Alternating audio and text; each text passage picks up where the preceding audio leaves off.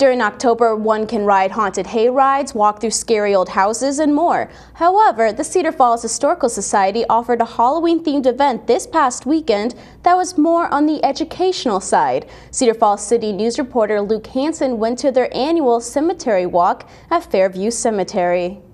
The annual Cemetery Walk here in Cedar Falls alternates between the Greenwood Cemetery and Fairview Cemetery.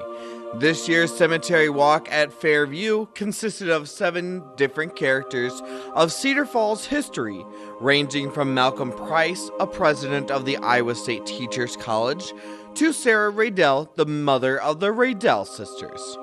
Karen Smith, the executive director of Cedar Falls Historical Society, explains how they go about picking each historical figure to feature in the Cemetery Walk. Well, Rita Congdon's our education coordinator, so she puts together the program each year and does a lot of research about local residents and tries to really dig up some of the stories that we may not have known as well. And then she recruits local volunteers who kind of prepare by learning the bios of the different characters and the individuals from the town, and they do a great job really bringing those people to life. This year's Cemetery Walk took us back to the days when Malcolm Price was the president of the Iowa State Teachers College, portrayed by Chris Condon. President Price was the 4th president at the Iowa State Teachers College, now known as UNI. Price joined the Army as a 2nd lieutenant in the infantry, just after World War I. After the Army, I went to work for a private company in Chicago, doing some chemistry work. And it was there that I realized that I missed the classroom setting.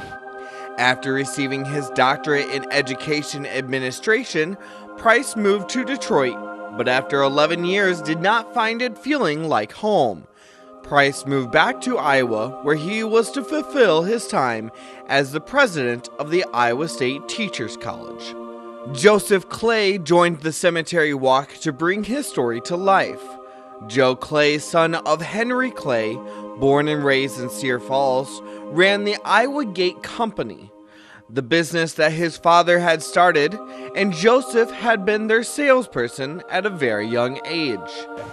And he couldn't continue on with the business. And so my brother Roger, who was acknowledged as a genius, as a really bright guy in every way, took over the business. After his brother's death, Clay then closed the business and received more education to reorganize the company as the Clay Equipment Company, which had a great success. Reverend John McGee led his service one more time to tell a different story, the story of his past.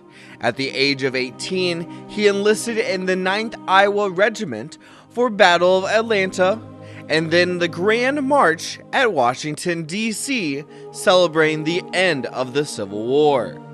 After the war and receiving a degree, McGee became a teacher, a principal, and a preacher. I was able to participate in all of the things that I kind of was interested in doing. After a while, he decided to stay with the ministry, where he was married and had 9 children, only 6 who survived into the 1900s. In 1981, he became the pastor of the Methodist Church here in Cedar Falls, where his big accomplishment was to build a new church during the Depression. Cornelia Livingston Bryant was the last of the Cemetery Walk, where she was more than excited to have some live visitors.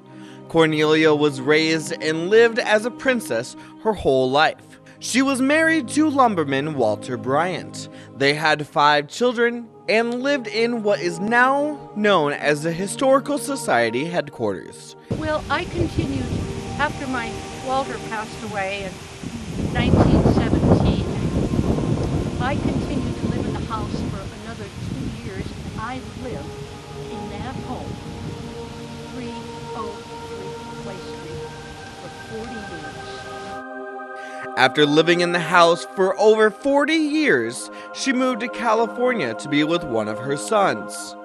Cornelia decided to visit Cedar Falls for just under a month and became very ill and passed away. Overall, the 12th annual Cemetery Walk was a great success, where people were able to take a journey back into the history of Cedar Falls and learn a little bit about the people who were part of Cedar Falls history. Reporting for Channel 15, I'm Luke Hansen. Thanks, Luke. To learn more about all the events coming up for the Cedar Falls Historical Society, go to cfhistory.org.